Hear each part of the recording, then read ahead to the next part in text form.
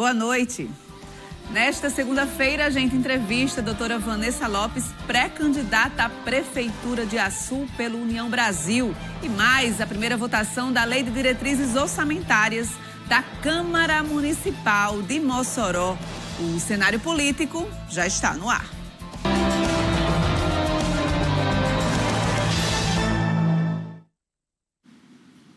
Participe do programa através do nosso Instagram, @Cenário Político TCM, pelo WhatsApp 849-8802-8941. Manda sua mensagem que eu estou aguardando aí a sua contribuição aqui para o cenário político. Lembrando que hoje, nesta quarta-feira, excepcionalmente, terça-feira, Vonúvio Praxedes não apresenta o cenário político, está entregue ao departamento médico e hoje eu estou no comando aqui do cenário político desta terça-feira.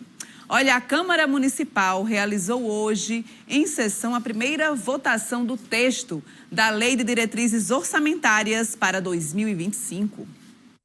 O texto foi aprovado por unanimidade, com 17 votos dos vereadores presentes no plenário. Foi a votação no primeiro turno nas emendas, né? É importante emendas, é importante o orçamento. 2024 é um orçamento muito bom, um orçamento que contempla todas as faixas. Uma votação tranquila, nós tivemos mais uma etapa do processo de votação da lei orçamentária. Nós tivemos a primeira votação e um ponto importante, voto de todos os vereadores, uma votação unânime. Isso mostra que a peça está bem constituída. Apesar da aprovação por unanimidade, a bancada de oposição discutiu alguns dos pontos relacionados às emendas impositivas previstas no texto. O valor das emendas, do total de emendas impositivas, que a Constituição diz que é 2%, aqui ainda está 1,2%, nós não conseguimos alterar, porque eles dizem que tem que ser na lei orgânica. E tem várias outras emendas de outros vereadores que foram rejeitadas também na comissão. O texto da Lei de Diretrizes Orçamentárias votado na Câmara hoje agora passa por mais 2 votações. Esse texto ele é usado como base para a construção da Lei Orçamentária Anual, que define os recursos do município de Mossoró para o ano de 2025. Aí segue o regimento intertício aí de 2 sessões para voltar ao segundo turno. Votar em segundo turno e aí, caso tenha alguma alteração, votar também a redação final. Então o calendário segue normal, teve um pequeno adiamento devido a feriados, mas o calendário segue normal. Vamos acompanhar aí essa votação da LDO, né? E mais 2 votações que vão acontecer para a composição da lei orçamentária anual. Lembrando que a Câmara de Mossoró já está se aproximando aí do recesso parlamentar. E olha, mudando de assunto, se encerrou o prazo para os postos se explicarem sobre o aumento nos preços do combustível, após aquela fiscalização realizada pelo PROCON aqui na cidade. Os postos tiveram 10 dias para se manifestar sobre a fiscalização. Agora, os estabelecimentos que foram autuados na vistoria do órgão e não apresentaram justificativa para o aumento terão multa aplicada, de acordo com os critérios estabelecidos pelo PROCON. Aquelas empresas que fizeram a defesa vão ser analisadas em defesa e, posteriormente, se não for acatada as defesas das empresas, será levado ao GAU para avaliação da multa. Ele irá fazer o GAU, Grupo de Avaliação do Levantamento da Multa, irá fazer um levantamento de dosimetria baseado tanto no faturamento da empresa como na reincidência, para que seja aplicada a sanção, a devida sanção, que está no artigo 56. Aquelas empresas que não apresentaram defesa já estão sendo levadas para a multa, para que o GAU já faça diretamente a multa sem passar por aquela análise da dupla defesa do contraditório, pois está em revelia. A empresa não apresentou defesa, está em desobediência, já vai levar para a multa. A operação ocorreu entre os dias 27 e 29 de maio. Ao todo, 45 postos de combustível foram visitados, com 30 deles sendo autuados e 1 notificado. O número de estabelecimentos fiscalizados em Mossoró corresponde a 85% dos postos da cidade. O maior valor encontrado pelos fiscais foi de R$ 6,29 no litro da gasolina. Mas agora, 10 dias depois da fiscalização, será que o consumidor sentiu alguma diferença no bolso? Tá meio alto, né? Você sentiu alguma mudança? Até agora não. Tá caro. Difícil, tá hein? tudo do mesmo jeito. Baixou nada, vai cada vez mais caro, né? Pra mim tá normal. Baixou lá no posto que eu abasteço, baixou. Deu uma boa aumentada, né? Tá um pouquinho caro. Ainda não veio baixar, não. Pelo menos da última vez que eu abasteci ainda tava o preço alto. O preço se mantém aí, R$ 6,29 o preço da gasolina em Mossoró. Vamos aguardar os próximos passos do PROCON em relação a essa autuação de quem já apresentou justificativa para o motivo do aumento e também a revelia para quem não apresentou a justificativa. E agora, dando continuidade aqui ao nosso programa Cenário Político, a gente vai conversar hoje com a doutora Vanessa Lopes, ela que é pré-candidata à prefeitura do município de Açu, cidade importante aqui na região oeste do Rio Grande do Norte, que tem todo um potencial econômico ali no Vale do Açu. Doutora Vanessa, seja bem-vinda ao programa Cenário Político. Primeiro, eu gostaria de dar as boas-vindas, dar boa noite para a senhora vindo de Açu até Mossoró, vindo aqui ao Grupo TCM, e falar primeiramente, doutora Vanessa, quem é essa pré-candidata que se apresenta à Prefeitura de Açu? Primeiro eu quero te agradecer, Natália, pelo convite. Para mim é um prazer estar aqui, essa oportunidade de conversar com vocês e levar a nossa fala tanto aqui aos amigos de Mossoró, mas especialmente para o povo do Açu. Então, doutora Vanessa é uma mulher, é uma mãe, esposa e médica que tem como missão e como propósito de vida cuidar das pessoas. Essa sempre foi uma coisa que eu me identifiquei desde muito pequena. Eu aprendi isso na minha casa com os meus pais, que também têm isso como missão e como propósito. E a senhora é médica, já se candidatou outra vez, já participou de um pleito eleitoral outra vez. E como é essa experiência? Por que vivenciar essa experiência e dessa vez disputando aí uma chapa majoritária à Prefeitura de Açu? A campanha de 2022, em que eu fui candidata a deputada federal, eu fui convidada pelo partido, mas ainda não tinha uma identidade muito grande. E eu descobri durante essa caminhada que eu passei durante o período eleitoral, o quanto as pessoas necessitam de cuidado e o quanto elas confiavam em mim. Então, a minha pré-candidatura hoje, ela nasceu de um chamamento popular que iniciou lá em 2022. Eu tive a oportunidade de andar nas casas das pessoas. Você entende que eu, como médica, eu trabalho num ambiente, né, no meu consultório. A minha vida se resume, eu como sou servidora municipal, sou servidora pública do município e também do Estado. Então, a minha vida sempre foi voltada a esse cuidado com os meus pacientes. E como médica, eu tive a oportunidade, tenho diariamente na minha prática clínica, de médico da atenção básica que sou, de escutar os problemas e as demandas das pessoas, os seus sofrimentos, as suas dificuldades, seus dramas. E eu consigo, através da minha profissão, entender a situação em que vive a cidade de Açu hoje. Então, esse chamamento popular foi o grande motivador, essa confiança que as pessoas têm depositado em mim. E eu não poderia deixar de atender esse chamado a essa cidade, que eu sou cidadã açuense, muito me orgulha. Foi um título que eu recebi da Câmara de Vereadores em reconhecimento ao meu trabalho e na cidade de Açu pelo seu povo. E a senhora se enxerga nessa vocação política, digamos assim? A senhora foi candidata lá em 2022, vai ser agora a pré-candidata à Prefeitura de Açu, pode ser a candidata homologada aí em convenção à Prefeitura de Açu. O que é que a senhora percebe de diferente, por exemplo, no que foi em 2022 e agora numa chapa majoritária? É um desafio que pode ser maior? É um grande desafio. Lá em 2022, eu entendia que o Vale do Açu, que nunca teve um representante, né, legítimo do Vale do Açu. Então, naquele momento, a gente sentia a necessidade de ocupar esse espaço.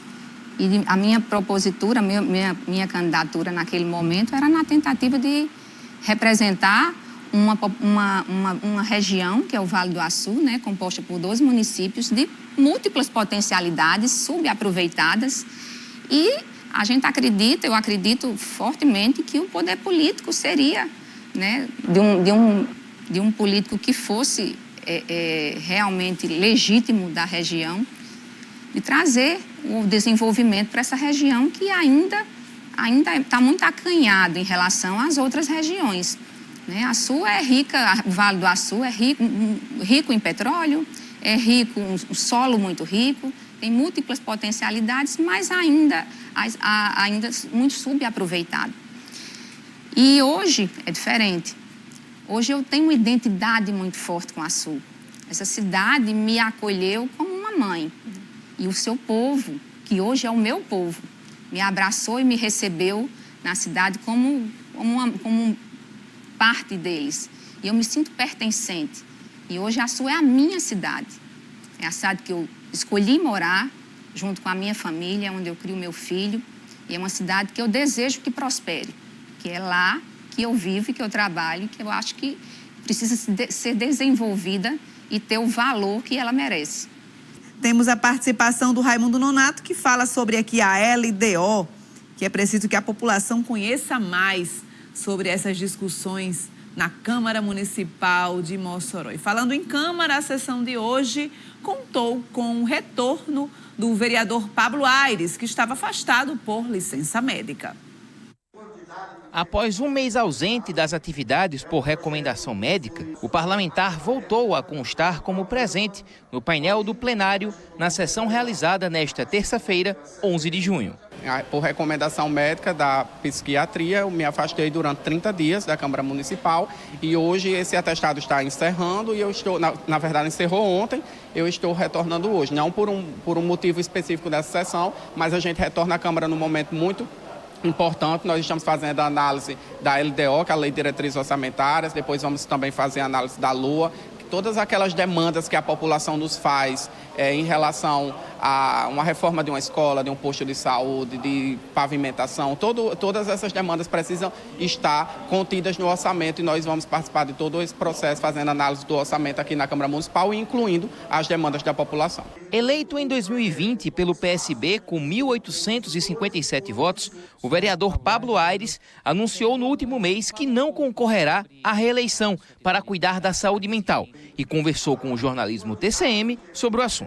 Olha, essa decisão passou por vários critérios, né? Uma análise que envolveu principalmente a minha questão de saúde. Então, nesse momento estou enfrentando um quadro de depressão, que já estou em tratamento. Essa que é uma doença, inclusive, que atinge boa parte da população, ainda uma doença muito estigmatizada, mas que é muito importante de ser enfrentada com toda a sua problemática, com toda a sua importância. E nesse momento eu entendi que é mais importante para mim priorizar a questão de saúde do que participar de uma nova disputa. Está aí o vereador Pablo Aires, que fala sobre não concorrer às eleições do ano que vem, não disputar novamente uma vaga na Câmara de Vereadores aqui em Mossoró, e fala que por questões ligadas à saúde, inclusive estava afastado das atividades parlamentares lá na Câmara Municipal de Mossoró. Mas aqui nosso assunto é sobre Açu com a doutora Vanessa Lopes, pré-candidata à Prefeitura do município de Açu. Doutora Vanessa, a gente fala agora um pouco sobre partido, composição partidária.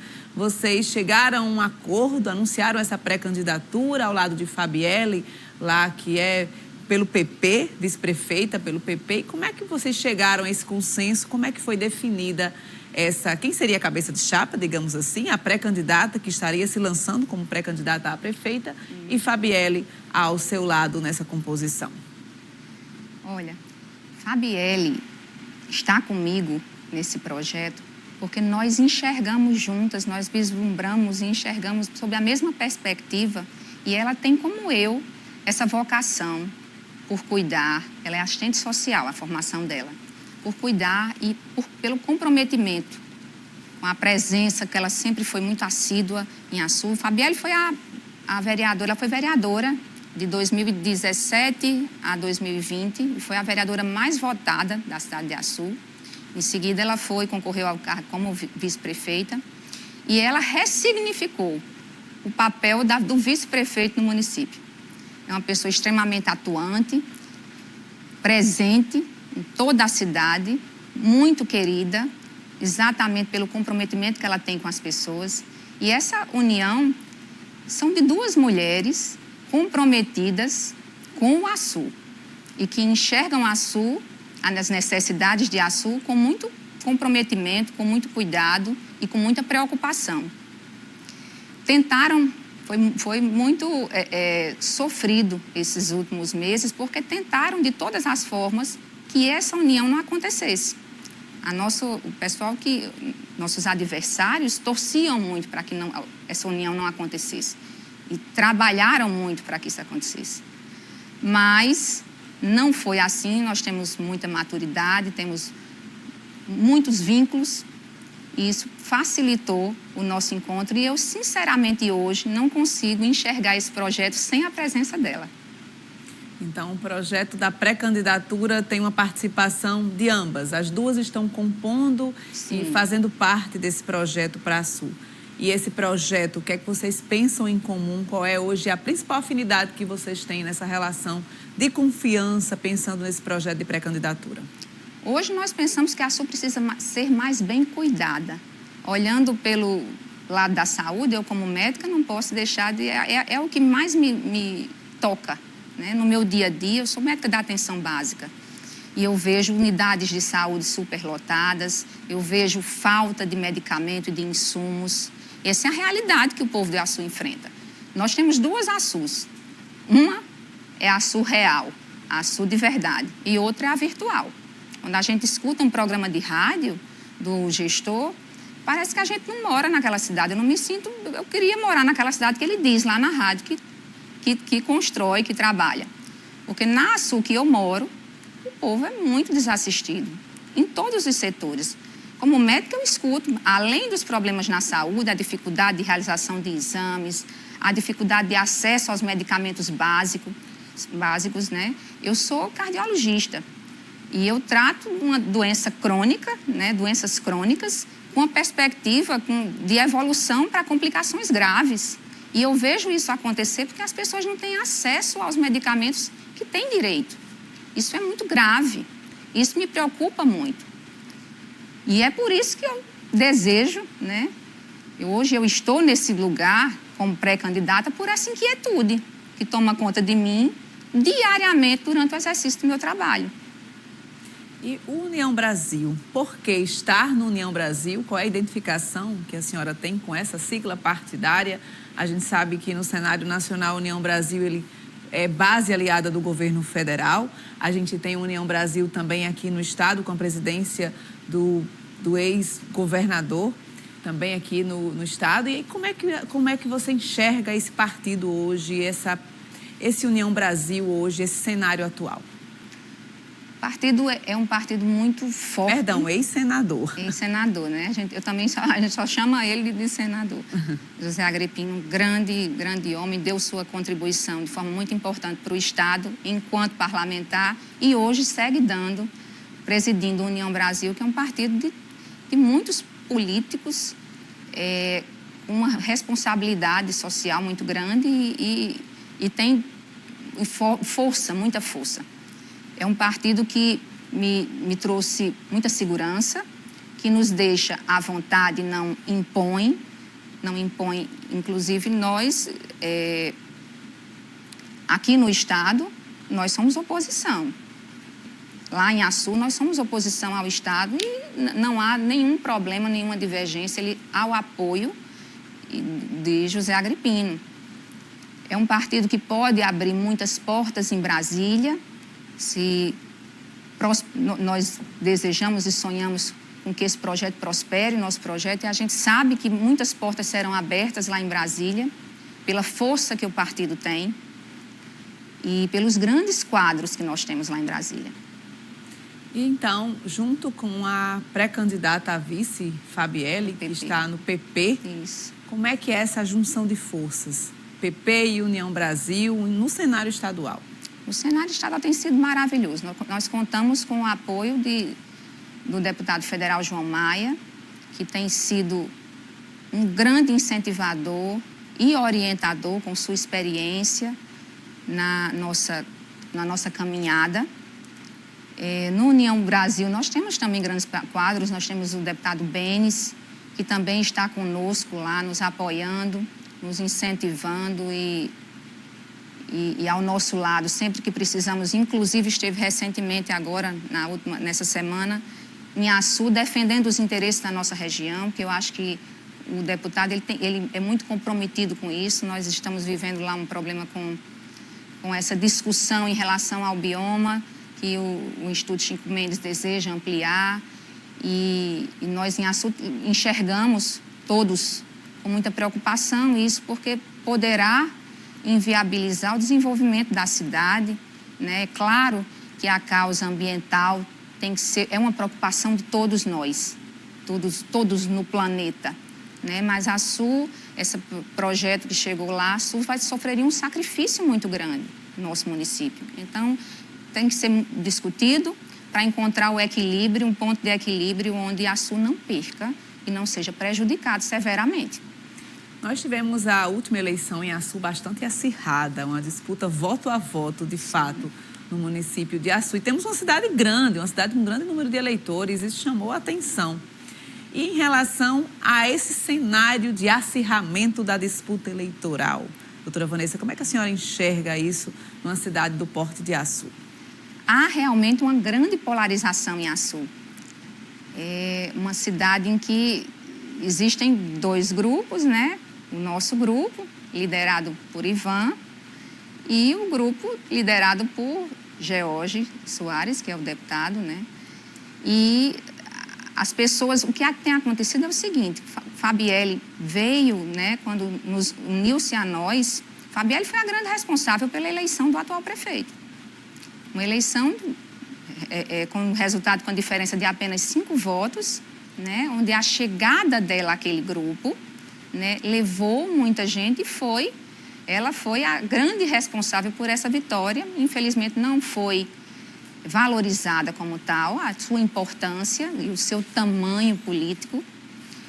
E hoje nós estamos juntas e a gente, eu acredito sinceramente, eu acredito no meu coração que o nosso projeto deverá prosperar, mas eu acredito sobretudo no olhar das pessoas, na cidade, no ar de mudança que nós sentimos, em cada abraço, em cada visita que nós temos feito, nós sentimos esse acolhimento e esse desejo de mudança lá. Em entrevista à Rádio Princesa, a pré-candidata, a vice, a Fabielle, falou que naquele momento da composição da candidatura do atual prefeito, não houve uma conversa, um diálogo, e ela fala que houve esse diálogo nesse anúncio de pré-candidatura junto à senhora. Como é que a senhora vê hoje, doutora Vanessa, essa união e também esse discurso, esse diálogo, para evitar também qualquer rompimento que possa vir a acontecer, já que ela é dissidência hoje da atual gestão?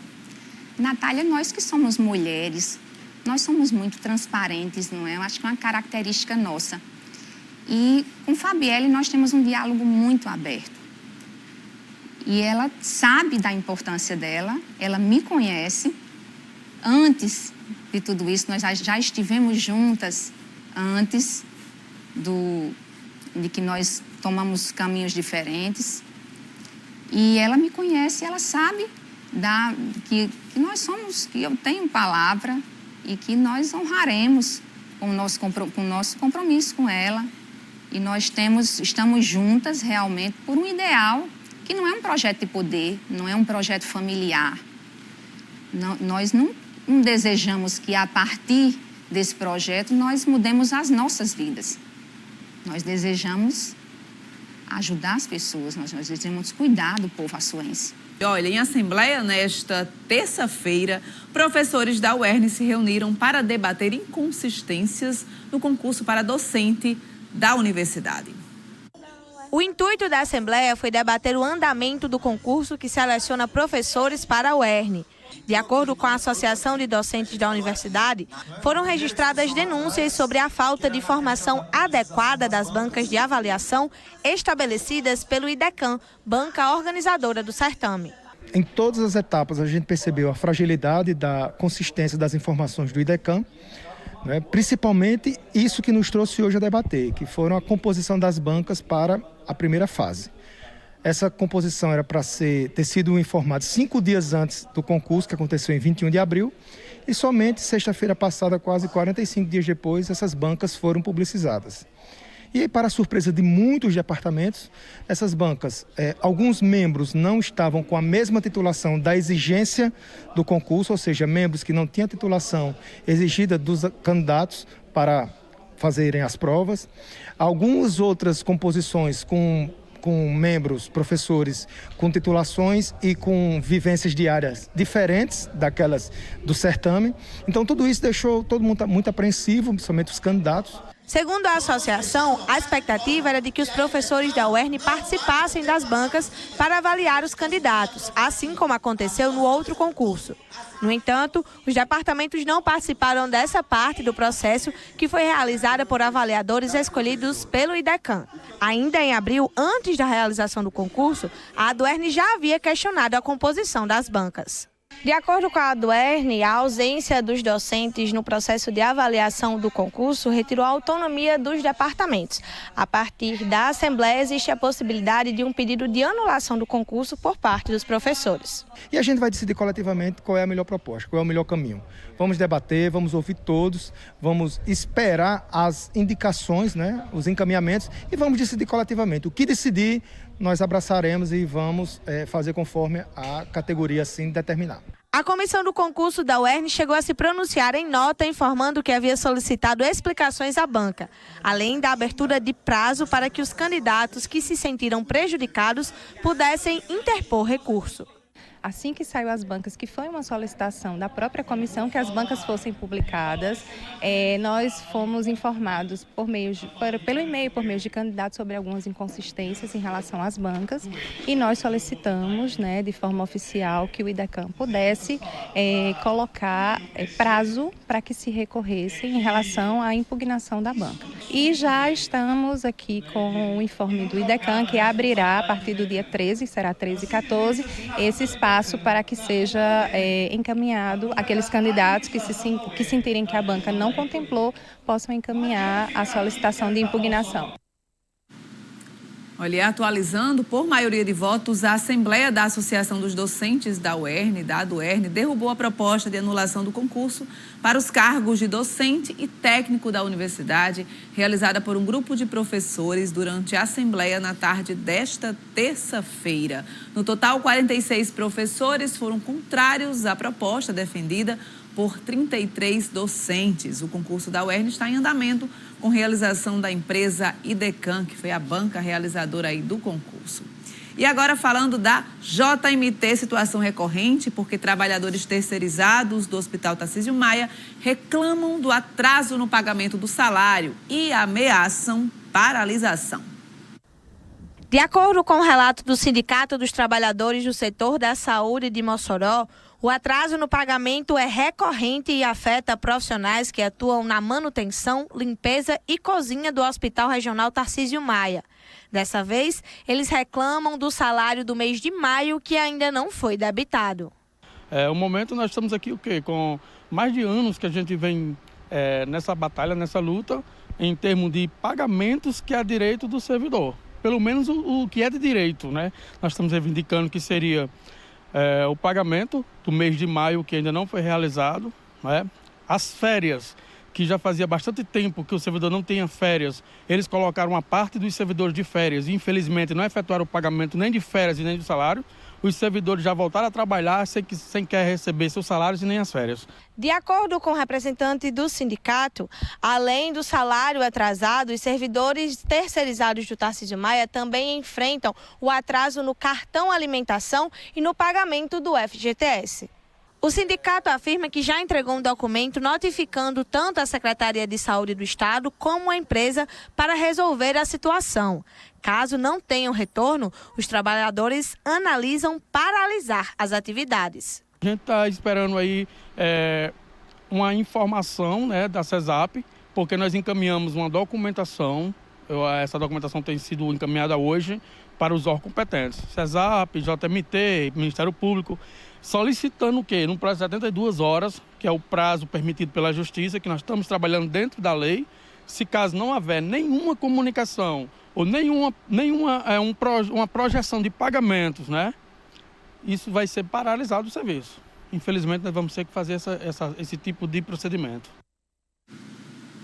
E olha, a Secretaria de Saúde informou que mantém contato constante com seus fornecedores e contratados a respeito dos repasses financeiros. E com relação à JMT, há previsão de pagamento ao longo dessa semana.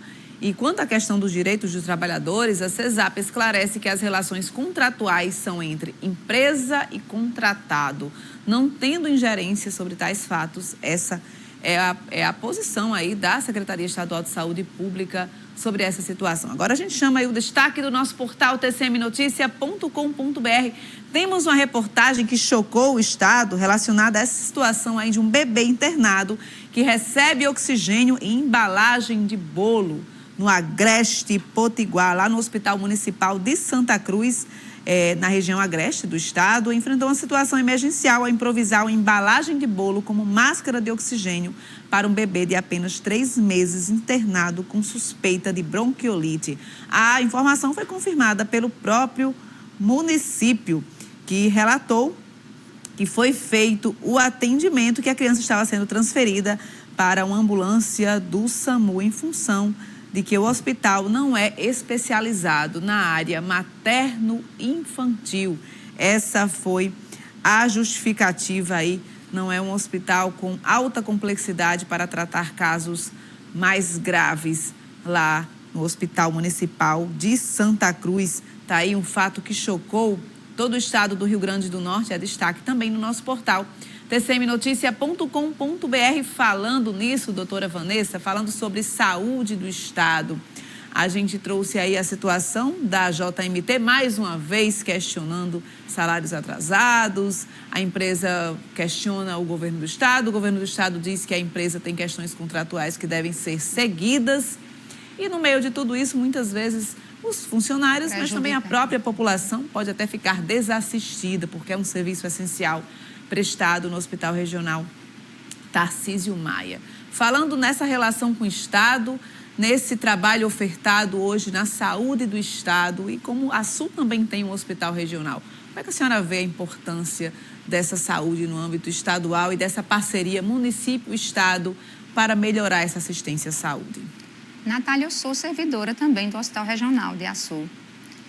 E é lamentável. Eu, como servidora, lá nós fazemos, eu vi agora esse caso, eu tenho certeza que os servidores do hospital fazem o melhor que podem, né? A gente vê, trabalhar no SUS é isso, é improvisar, ter muita criatividade. E muitas vezes essas ações salvam vidas. E a boa vontade, às vezes, também não é suficiente. Lá no Hospital de Açu é o seguinte, a maternidade de Açu funciona lamentavelmente, né?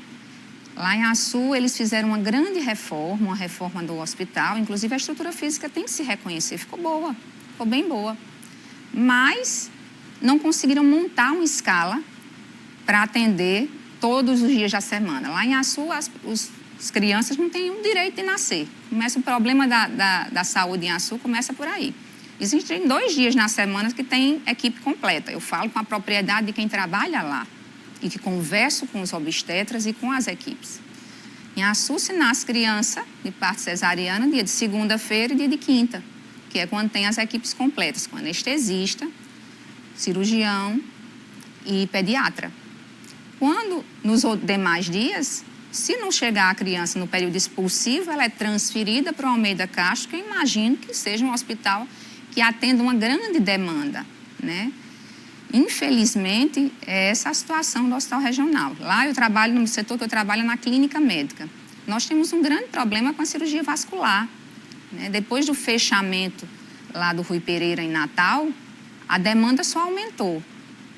Hoje se faz uma medicina muito mais tratativa do que curativa e preventiva. Eu, como médica, vejo que falta o incentivo na própria atenção básica, né? Criar salas de situações para discutir esse tipo de coisa, esse tipo de problema que está instalado. Há uma grande pandemia de doenças crônicas acontecendo não somente aqui, lá em Açu, mas a nível, né, estadual, nacional. E essas doenças crônicas causam grandes complicações. Lá em Açu a gente tem os leitos vasculares. Nós recebemos os pacientes com doenças vasculares, complicações de diabetes, hipertensão e tabagismo principalmente, e essas pessoas ficam lá, às vezes, por meses internados, aguardando um exame, uma arteriografia, ser liberada pelo Estado, esperando uma cirurgia de amputação. Infelizmente, essa realidade é lamentável. Inhaçu voltou às cirurgias esse ano. E esses 2 dias de atendimento de partos cesarianas que está acontecendo com a equipe completa começou também agora. Acho que há uns 2 meses ou 3 meses atrás.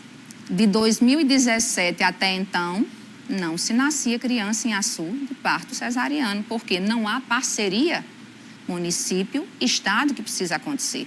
Antes disso, antes de 2017, isso acontecia. As crianças nasciam em Inhaçu, cirurgias eletivas eram feitas em Inhaçu, e hoje só acontece depois, agora, ano passado, que eles fizeram um programa e contrataram cooperativas médicas para realizarem cirurgias que, vez ou outra, suspende por falta de pagamento. A mesma situação dessa da JMT. A situação do Estado é dramática. A do município não é nada diferente. Doutora Vanessa, falando ainda sobre esse cenário de pré-candidatura, de pré-campanha, a gente tem uma pergunta aqui que ele faz o seguinte questionamento. Os políticos novatos sempre têm como discurso quebrar as mazelas da velha política. Acontece que, geralmente, esses novatos são, às vezes, parentes de políticos veteranos e não seria uma falsa novidade ou são políticos, na verdade, da famosa velha política? Esse questionamento, essa provocação, quem faz é o Antônio, lá do centro, doutora Vanessa. A gente sabe que a senhora tem aí o histórico político, é a esposa do ex-prefeito de Inhaçu, Ivan Júnior. E como é que a senhora vai construir, está construindo já essa pré-campanha, trazendo esse ideal também de novidade, com um novo nome que se lança à candidatura, à pré-candidatura na cidade de Inhaçu? Pois é, olha, ser mulher, a gente continuamente é provocada a mostrar capacidade, né? A gente é sempre subestimada e avaliada a nossa capacidade de ser subjugada, por exemplo, pelo marido. Ivan é meu esposo, inclusive foi prefeito de Inhaçu por 2 mandatos e um bom prefeito, isso eu falo com a propriedade de quem acompanhou o trabalho dele durante esses 8 anos. Mas hoje a pré-candidata sou eu, não é Ivan. E o meu comprometimento com a Inhaçu e o nosso plano de governo está sendo preparado a partir da escuta popular e com muita responsabilidade. Prometer, nesse período nós estamos em pré-campanha, não se pode prometer, né, mostrar as ideias que a gente tem ainda, né? Mas nós temos feito esse plano de governo com um projeto que nós lançamos em Inhaçu, chamado Elas Querem Ouvir. Nós vamos aos bairros e comunidades rurais da cidade e visitamos casa a casa, porta a porta, as pessoas, fazendo um convite para uma reunião que deve ser feita, que é feita normalmente à noite. Então, nós passamos a tarde visitando. Durante esse convite, esse momento em que a gente convida as pessoas porta a porta, nós já temos a oportunidade de escutar muitas coisas, muitas dificuldades, muitos problemas que as pessoas enfrentam em cada localidade que nós temos ido. Nós fizemos dois eventos já. Vamos fazer o terceiro essa semana, se Deus quiser. E tem sido enriquecedor. Primeiro, do ponto de vista de, como o Antônio citou, de que políticos novatos se empolgam e falam muito de resolver a problemática toda sem...